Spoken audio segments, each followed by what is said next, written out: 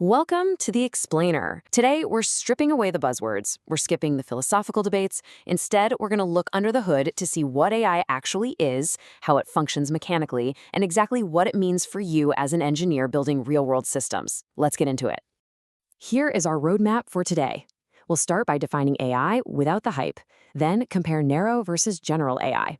After that, we'll map out the modern AI pipeline, discuss exactly why AI matters for engineers, and wrap up by busting some common AI misconceptions. All right, let's dive right into part one, defining AI without the hype. Over the past decade or so, the term AI has been stretched to cover everything from smart thermostats to wild Hollywood fantasies. But as engineers, we really need a stable, functional definition to cut through all that noise. So enter the classic gold standard definition from Russell and Norvig. They define AI as the computational study of agents that perceive their environment and take actions that maximize the probability of successfully achieving a goal. Notice what's brilliantly missing there. There is absolutely zero mention of consciousness or human-like thought. It just completely strips away all that anthropomorphism. Let's actually break those terms down a bit. An agent is literally just anything that can act. Maybe it's a Python script, a physical robot, or a trading system. To perceive simply means receiving input from sensors. We're talking camera pixels, API calls, things like that. Actions are your outputs, like executing a price change or generating a text token. And the goal?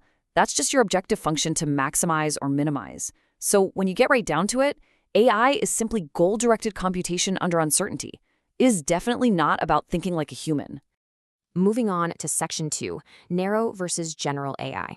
Building on that functional definition, we hit a really critical distinction, narrow AI versus general AI, or AGI. Now, narrow AI has a scope restricted to a single task, and its ability to transfer learning to other domains is, well, pretty poor. Think of large language models or object detection systems. General AI, on the other hand, implies seamless transfer learning across literally any intellectual task a human can do. And this brings us to the current engineering reality check. 100% of production AI today is narrow. A large language model that's great at writing Python code cannot suddenly decide it wants to drive a car. It just doesn't work like that. So here's a highly practical rule of thumb for your daily job. When a product manager inevitably comes to your desk asking you to build AGI, push back. Ask them for the exact task boundary. If they can't define the exact boundaries of what the system is actually going to do, they're using marketing language, not engineering terminology. Undefined boundaries literally just mean hype.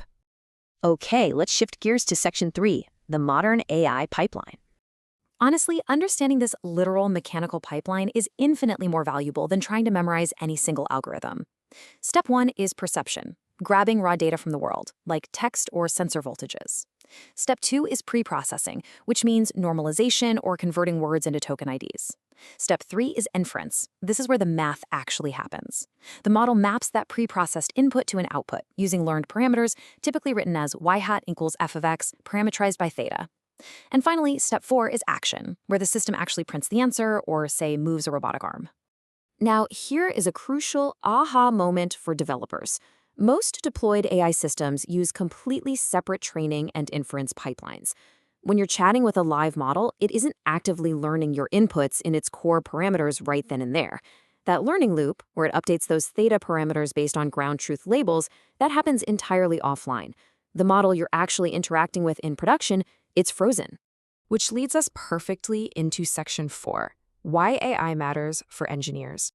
So how does this pipeline translate to your actual day job? Well, even if you never train a neural network from scratch, you're going to interact with AI in one of 3 distinct roles. As an infrastructure engineer, you're out there serving models with low latency and managing clusters of GPUs or TPUs. As an application developer, you're the one chaining models with techniques like RAG, and critically, you're building the fallback logic for when the AI is inevitably wrong. Or, as a model engineer, you're deep in the weeds fine-tuning parameters and evaluating custom architectures. The big takeaway here is that integrating AI requires just as much robust traditional engineering as building the models themselves. All right, let's wrap things up with section 5, busting common AI misconceptions. Let's do a quick rapid-fire myth-busting session. Myth number 1, AI thinks like a human. The engineering reality? AI optimizes a mathematical objective. We really have to de-anthropomorphize these systems. There is absolutely no consciousness, no emotion, and no internal understanding going on. It literally only computes. Then there's the myth that says, well, if it uses statistics, it's not really AI. This is a massive misunderstanding born out of marketing clashing with academia. All modern AI is statistical learning. Every bit of it is built entirely on statistical foundations. You might also hear people claim that once a model is trained, it stays good forever. Honestly, this is a super dangerous assumption. The reality is that models drift. The world changes, the input data changes, and over time, performance degrades. Continuous infrastructure monitoring isn't a nice to have, it's absolutely mandatory for any production system. What about the idea that AI is just a black box and we can't possibly explain its decisions?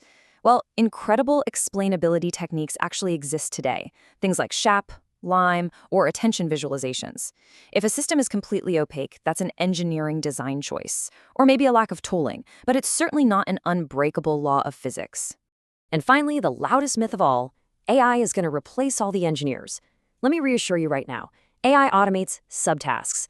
It is fantastic at writing boilerplate code or figuring out some gnarly regex string for you, but it absolutely cannot replace core system design, deep architectural debugging, or complex stakeholder negotiation.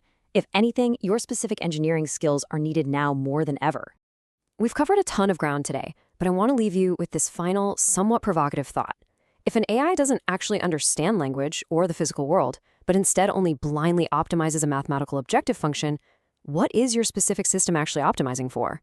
Next time you go back to your desk to integrate that API or serve that model, take a really hard look at the objective function you're unleashing, because it will hit that target, for better or worse.